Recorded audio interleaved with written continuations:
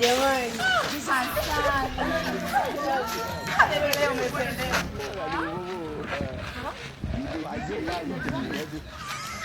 Ndio shemeji yako niko pia naenda. Kwani vipi? Asali. Unasikia kinafu. Nyinyi mnajuanaje labda? Huyu ni mganga rafiki yangu huyu, afu ni bebi wangu huyu.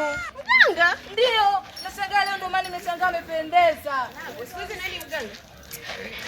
Mimi nimechoka, hadi mpaka nimechoka. Ni kumbe shemeji mwenyewe ndo huyu. Ina maana kumbe naona toka na rafiki yangu. Jamani, kwa nini ni marafiki?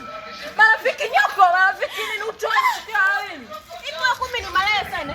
Kwangu unavaa kawaida, kwa wengine unavaa uganga. Ina maana kumbe ni mganga. Asikosi ukamdanganya toka jina unaitwa Asani, kumbe unaitwa Dogo.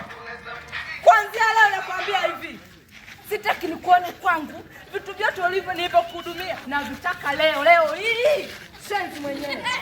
Na nasema hivi, kuanzia leo hii, kuanzia sasa hivi, sitaki nikuone kwangu.